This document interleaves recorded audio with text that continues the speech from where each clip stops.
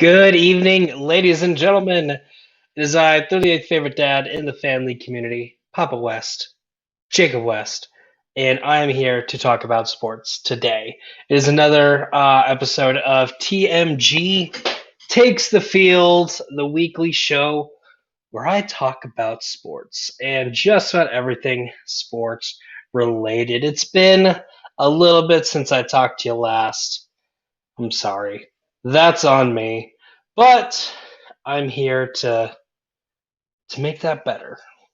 We'll go with that. As I itch my leg real quick because it's pretty itchy sometimes. But just like always, we do like to start off the show with some breaking news.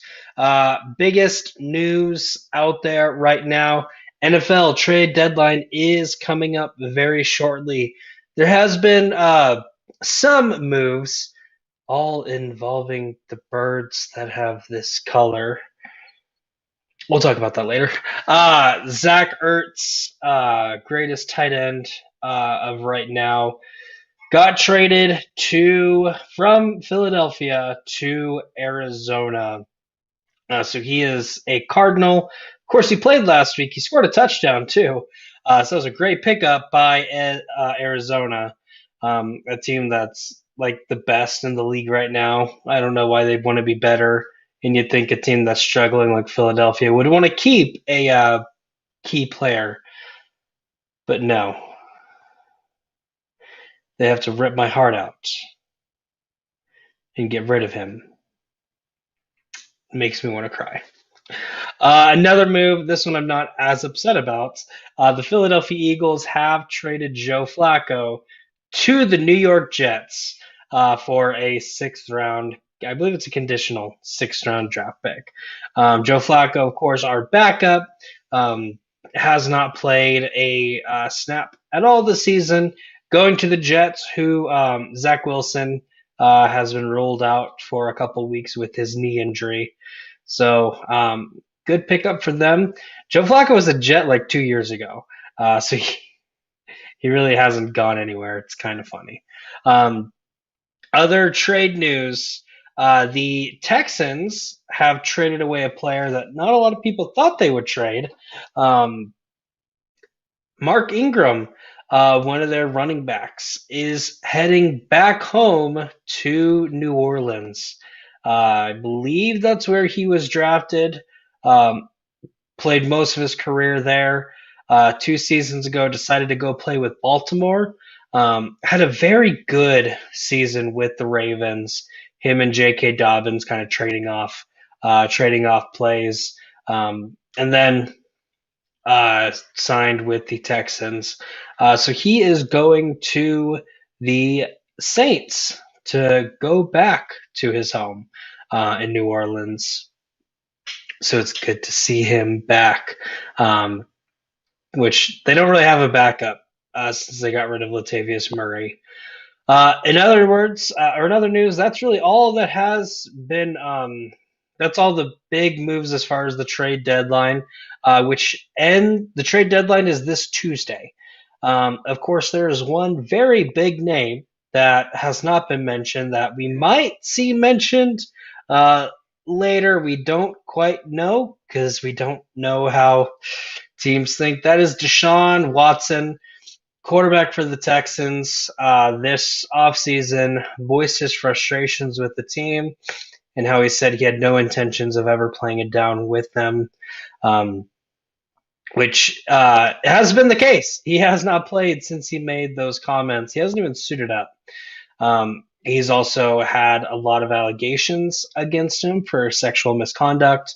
So he's still being investigated by the Houston Police Department, I believe. He hasn't been traded yet. I know there have been several teams that have been linked to trading for him. The Dolphins, the biggest one. Before the offseason, the Broncos were on that list. And then also just recently, the Panthers have been on that list.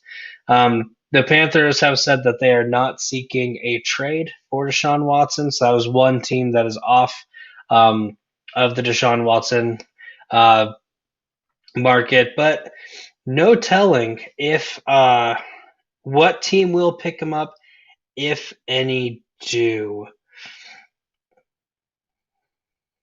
But definitely, we will keep you posted once we find out more. Next, I want to talk about soccer again. I want to mainly talk about MLS. MLS is starting to end their season. They're about to get into the playoffs. I don't remember the exact date, but the playoffs are coming soon. And I do want to bring up a funny story. Um, what was that date? Saturday the 23rd, so like last Saturday. Yeah, last Saturday. Seattle Sounder was playing Sporting KC. Sporting KC won 2-1. But a big story that came out from that game was that Sporting KC goalkeeper Tim Melia grabbed a Seattle Sounders player by the neck and threw him backwards. This was during a corner kick in which the that area of the field was very congested. A lot of people there. I believe it was Christian Roldan. It was either him or Ruidaz. I don't remember exactly which one. I just remember it was an R. But yeah, ball is right next, or is in the goal pretty much. Melia was able to hit it out, and in the process, landed right behind. I'm just going to say rolled on, because I'm pretty sure that's who it was. Grabbed him by the back of the neck and threw himself backwards. Only received a yellow card for it, but he has been suspended for one game, which I believe it's going to be the Minnesota game, which is coming up end of this month. But yeah, it's looking like towards the middle of November is when the MLS season will end. So we'll kind of give a breakdown on the tables, where everyone is sitting, and how everyone is doing. But just a fun little story that probably none of y'all have heard. I think you should hear. What makes it even better, Fox, the TV station, tweeted the video and mentioned WWE, asking them which move it was, because it looked straight up like a reverse DDT. And none other than Dwayne "The Rock" Johnson replied, "That is straight up rock bottom," which is his finishing move. So just a funny little occurrence that happened. And another reason you should watch soccer. Occasionally stuff happens. Next, we're going to go into Major League Baseball. We are at the World Series. The Braves beat the Dodgers 4-2, and the Astros beat the Red Sox again 4-2. So they have played. They played Wednesday night for Game 1. There we go. Atlanta won 6-2, and they are in the middle of Game 2 of the series. Right now, it's top of the sixth. Houston is up 5-2. So Atlanta currently has a 1-game lead. It is kind of looking like Houston's going to win this one. I hope that's not the case. I would love for Houston to get swept. Of course, ever since their scandal that happened 2 years ago, I believe that is the case of most people. Want to see them get swept. And what's really interesting is there's two people heavily involved with TMG that are like rivals in this. Kevin Poss, the commissioner of TM Geek, my tag team partner in TMG Trivia, is a big Braves fan. So Kevin, I'm rooting for you. And then Alec Miller, who helps out with sports. He's also on a team with Aaron Knoll. kind of helps out with some stuff behind the scenes. He is a Houston Astros fan. So, Alec, you know I love you, but I can't stand you right now. I hope your team falls off a cliff. Kind of kidding, not kidding. If you're going to cheat and you get caught, you should get punished a lot more than they got punished. This is the exact conversation I had with my boss earlier today. But I'm not going to get into that. No, they are doing game number 2 today. Game number 3, I don't believe it'll be tomorrow. I believe it'll be Thursday. But definitely, it's exciting. This is to crown the world champion in baseball, even though these aren't the 2 best teams in baseball. But they made it this far, so got to do what you got to do. Next, we're going to move on to the NBA. We actually had the opening week last week. I know I had said that it started at the beginning of October. I was wrong, of course. That was preseason, but everything that I looked up said that that's when the season started. I was wrong. I will kind of break down a couple key matches in the future. I'm not going to do that today because we really don't know what key matches are what right now. One thing with basketball, it's just like baseball. There's so many games that you do rest your players, and so just because a team right now is 2-1 doesn't mean they're the best team, and just because a team's 0-3 doesn't really mean they're the worst team. It is very easy to catch up, especially with the beginning of the season.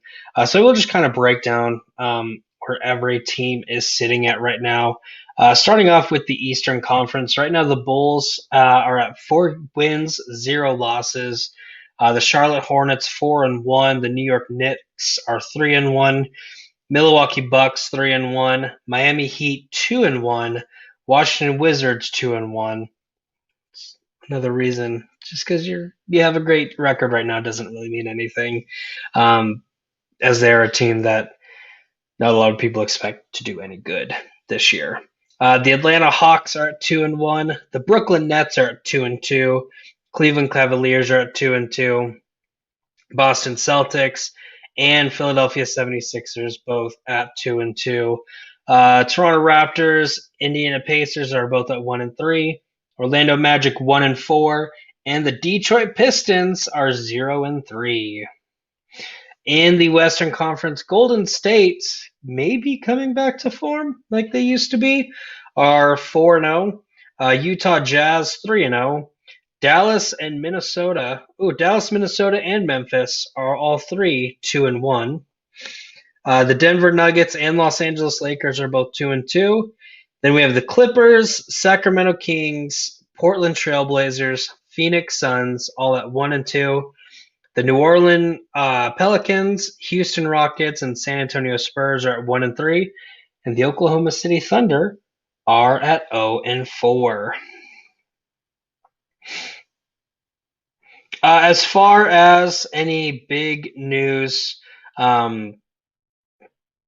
biggest thing, the Denver's center, Nikola Jokic, or Jokic, however you pronounce it, it's a weird name. He is currently day-to-day with a knee injury. He did have tests done. There's no structural damage in his knees. So hopefully he can get back to playing soon at 100%. You definitely don't want to see talented players like him play too much and hurt themselves. That's never good. And then I'm also looking up Ben Simmons of the 76ers said that, or is playing with the team, but it doesn't look like he has actually played with the team.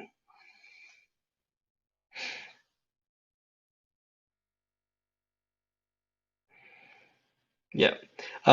Stat-wise, I'm looking at every player, minutes and all that. He has yet to actually play. So even while he is on the team. It doesn't look like he is playing. So maybe we will see him get traded to a different team. But only time will tell. Next, we are going to move on to NCAA football for week number 8, which was last weekend. Several good matchups took place. Again, I'm only going to talk about the top 25 right now because that's how it works. Wednesday night, we did have a massive upset. Number 14, Coastal Carolina went to Appalachian State. Coastal Carolina has had this year and last year 2 undefeated seasons. They're not able to keep it up this year. They did lose to Appalachian State 30-27. Thursday night, SMU, Southern Methodist University. For those who don't know, they play in Dallas, Texas. Beat Tulane 55-26. Now for the normal Saturday games. Cincinnati, the number 2 team after Iowa lost last week to Purdue, had a scare against Navy. They ended up with the win 27-20. It was like a 21-point spread. So if you bet for them to win with the spread, you lost. That was me. I lost. Oklahoma beat Kansas 35-23. Michigan beat Northwestern 33-7. Penn State, the number 7 team after losing to Iowa 2 weeks ago, went through 9 overtimes and lost 18-20 to Illinois. So a very long game, kind of exciting game. But Penn State, they're not going to make the playoffs anymore.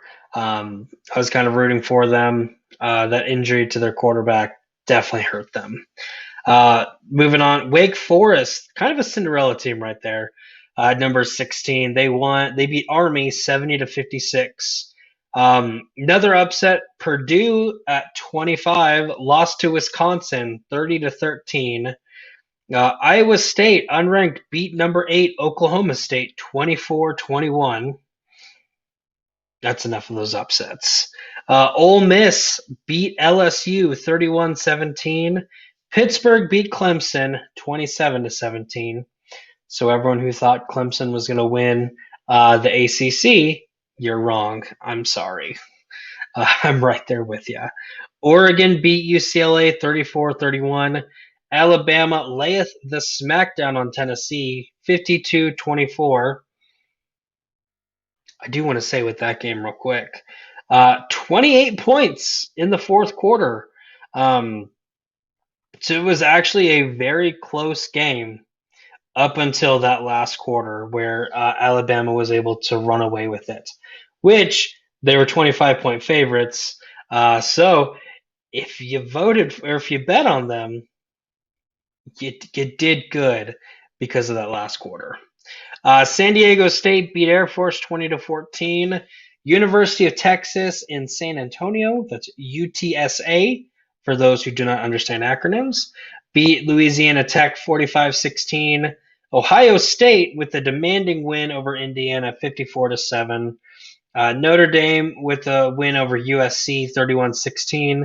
Texas A&M beat South Carolina 44-14.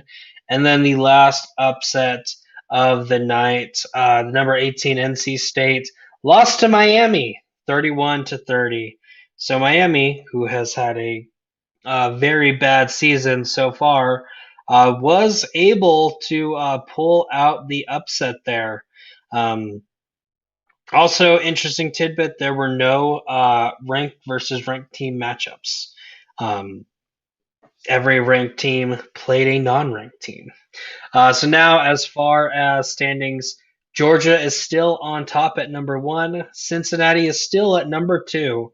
We have had a little switch. Alabama and Oklahoma have switched spots. Alabama's at 3. OU is at 4, followed behind Ohio State, then Michigan, then Oregon. Michigan State is right behind at 8. Iowa at 9. Ole Miss at 10. Notre Dame is 11. Kentucky is at 12. Wake Forest is at 13. Texas A&M is at 14. Oklahoma State is at 15. Baylor at 16. Pittsburgh at 17. Auburn at 18. SMU is at 19. Penn State is at 20. South Dakota State University is 21. Iowa State is at 22. UTSA, University of Texas in San Antonio, is at 23. Coastal Carolina drops to 24th. And BYU is the last ranked team at 25. NC State and Purdue were the two teams to drop out. Iowa State and Brigham Young University is what BYU stands for, took their place in the ranked teams. Arkansas, Louisiana, NC State, Houston, Virginia, Oregon State, Arizona State, Texas, Appalachian State, Florida, Minnesota, and UCLA are the other teams that have received votes to be ranked, but are not ranked at the moment. And then going to go into week number 9 in the college football world. Thursday night, we do have Coastal Carolina looking to come back from that loss as they take on Troy. So I'm not going to tell you I'm excited for this matchup because I'm probably not going to watch it. But it is going to be exciting to watch Coastal Carolina. Are they going to be able to come back from that loss? Hopefully. Hopefully they can prove that that was a fluke and come out and beat Troy. Troy's not a great team. They're 4-3, so it'd be horrible to lose to another unranked team, especially when you've had such a good 2 years. And then as far as Saturday games, Cincinnati is going to be going to, I believe they play in Louisiana. They're going to be playing Tulane University. So Cincinnati hopefully able to bounce back and actually win their game by more than a touchdown. Kind of scary because Tulane right now is 1-6, and Navy last week was 1-5. So hopefully they are not looking past them, and they can come out with a huge win. Iowa will be playing Wisconsin. That was a matchup that I was really excited to see at the beginning of the season. Iowa didn't play last week, and then the week before they lost to Purdue. Wisconsin has actually had a pretty good past couple games. They beat Purdue last week. So that could be a very dangerous game for Iowa. Texas will be going to Waco to take on Baylor. Miami is going to be playing Houston. Iowa State is going to be playing West Virginia. Georgia will be taking on Florida. Texas Tech is going to Oklahoma. Colorado taking on Oregon. Duke versus Wake Forest. Kentucky versus Mississippi State. Kansas versus Oklahoma State. SMU versus Houston. North Carolina versus Notre Dame. Virginia versus BYU. Fresno State versus San Diego State. These are the rest of the games where it is a ranked team versus an unranked team. We do have 3 very huge games against 2 ranked opponents. Of course, with this being week 9, these are all going to be conference games. So very, very high stake must win. The first one is Penn State will be traveling to Columbus to take on Ohio State, which I don't know if their quarterback will be back for this game. Do they have? They don't have the list of inactives. But, dang it, I closed out. That's all right. This is definitely going to be an exciting game to watch. Ohio State is definitely going to have an advantage because it is in Columbus. The Horseshoe is a very tough place to play. And they are 18.5-point favorites right now. So I do think they will win. As far as the spread goes, I think that they will cover the spread. I do think Ohio State will win this game pretty handily, especially if Penn State is still fighting the injuries like they have been. Even though I love Penn State's defense, I do. I do just see Ohio State having their way in this game. Next up, we have in the SEC, Ole Miss at number 10, taking on Auburn at number 18. This is an interesting game because it's in Auburn, and Auburn is a 3-point favorite over Ole Miss. This is gonna be an interesting one. Um, Ole Miss's quarterback Matt Corral versus Auburn's Bo Nix, two maybe you could say overrated quarterbacks. I'm not going to say that. I actually haven't watched Matt Corral play. Everyone's just talking about how he's going to be Big Ben's replacement or probably one of the first drafted quarterbacks in this upcoming draft. And then Bo Nix, he's been playing for way too long. So we all know just how overrated he actually is. And I just looked at it. He's only thrown 8 touchdowns this year. What the crap, Bo Nix? Why have you only thrown 8 touchdowns this year? Only 2 interceptions, though. I guess that's something. Matt Corral's thrown 15 touchdowns. So that's quite a bit more. I'm a little intrigued with this matchup. I'm also really intrigued by that spread. I realize Auburn's at home, so you usually give the home team the advantage. But I think Ole Miss is a much better team than most people give them credit for. I think Ole Miss will win this game. And then we have in the Big Ten, another Big Ten matchup, a very big game between Michigan and Michigan State. Huge rivalry there. Of course, Michigan's coach, Jim Harbaugh. Can he beat his rival? Yeah, I don't think he's beat Michigan State once, I believe. But that's like the only rivalry game he has beaten. And then Michigan's actually been playing really good this year. Their defense is top notch, and then they have a really good running back that not a lot of people are talking about, Blake Corum. So far, I mean, he's only run for like 729 yards, which isn't a ton per se, but he's gone for 10 touchdowns, which is a lot. Then you have Chase Mcnamara. Is his first name Chase? Cade McNamara. I was close. Quarterback. Hasn't been doing great. 1,100 yards, 5 touchdowns, but he's done enough to help his team win. And they really haven't been playing a lot of great teams. He hasn't had to do that much. And then you have Michigan State, who has come out of nowhere. Team that not a lot of people have been talking about. This game is in Lansing, so Michigan State is the home team. However, Michigan is a 4-point favorite in this game. So this one will be another exciting one to watch. I kind of am going to give the edge to Michigan State because their mascot is the Spartans, and in a fight, a Spartan would beat a Wolverine 9 times out of 10. I don't know if that's actually the case. That is just I guess you never see a Spartan versus a Wolverine actually, so it's fun to pretend or imagine that would be the case. Other news, I'm not going to put the banner up because I don't have a banner for it. WNBA, the Sky, which they play in Chicago, did beat the Phoenix Mercury to win the WNBA finals. So they are the champions of the WNBA. They swept them in 4 games. So game 1, they won 91-77. Game 2, they won 91-86. That was in overtime. Game 3, they won 86-50. And then game 4, which was last Sunday, they won 80-74.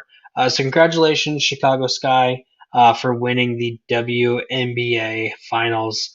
And they actually, this was kind of weird. They finished at 16-16, so they were very middle of the road for the season. They finished in second place of the Eastern Conference, right behind Connecticut. So not a lot of people were expecting them to make it as far as they did, but they made it. Looks like they played the Wings the Dallas Wings. Um, in the first round, they beat them. Where'd it go? 81-64. Then in the second round, they beat the Minnesota Lynx 89-76. Then in the semifinals, that's when they took on the Connecticut Sun, which at 26-6, most people's pick to win it all.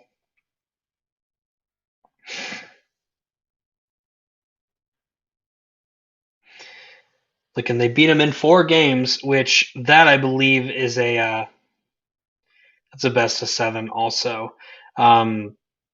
Is it 1, 2, 3? Okay, so that is a best of 5, which the Sun did end up winning game 2, but Chicago won every other game. And then in the finals, they took on the Mercury and beat them in 4. So they actually had a fantastic playoffs, only losing 1 game. So congratulations, Chicago Sky. And I'm sorry only 5 people showed up. You should show up because they put in a lot of hard work. So if you're in Chicago and you weren't there, shame on you. Unless you weren't able to go. That happens. But with that being said, I'm going to go ahead and call it a night. I just want to say thank you so much for watching. Please, if you like this video, click that little thumbs up. Click it right there. It does mean a lot. Share the video. Feel free to subscribe if you have not subscribed. And also follow our other channels, TMG Trivia, where we do trivia stuff. I do singles and teams. Teams, we just had a teams match. 2 debuting teams were 21% played Dove Kings in a hilarious match, I must say. That was one that just went off the rails quicker than you can say, wow, I can't believe this went off the rails. But a very fun match to be a part of. Very good performance by both teams. And then, of course, we have our TMG Singles Championship Tournament going out. I can almost confirm we should be seeing our first match come out next week, which I can get it. I know who's playing. I just do not remember what seeds they are. I want to say it's 16 and 17, I think. Let me turn to the right page. That's not the right page. This is the right page. 16 and 17, James Puckett takes on Russell Howell. That should be going live this time next week. We do also have Chad Webb versus Steve Mesa coming out very soon too. And then the rest of the matches will just come out whenever I get to them. I haven't gotten that far yet. And then also TM Geek, that's Star Wars, Star Trek, pretty much anything if you got beat up for in middle school and high school for liking, you're not going to get beat up here. You might get destroyed in a trivia match for, but we'll like you. That is run by Kevin Poss, my best friend, my tag team partner, and Atlanta Braves fan. So go Braves. He is also in the process of doing a tournament, so please watch those as they come out. Also here on TMG Entertainment, we have Movie Battlegrounds, which is our movie debate stuff that Aaron is running. There's a lot of great stuff over there. There's a new channel out called TMG Debates. That's where we do the rest of our debate stuff. I know Subras Sharma runs Chokeslam, which is everything wrestling. He has been doing a lot over there, so please check those out. And we do also have Sports Brawl, which is everything sports related. So the stuff that I talk about. We did just have a match come out. I don't know exactly when that'll drop, but that should be coming out soon. And then we'll also have Nerd Fights, which is pretty much TM Geek, just in debate form. That'll be coming out hopefully soon with some matches. So please hit up that channel, give them a subscribe, and message Subrath why you want to see more debates in every league. But for everyone in TMG, both entertainment and trivia, y'all have a wonderful day. I'm your 38th favorite dad. in the family community, Papa West. Watch some sports. It's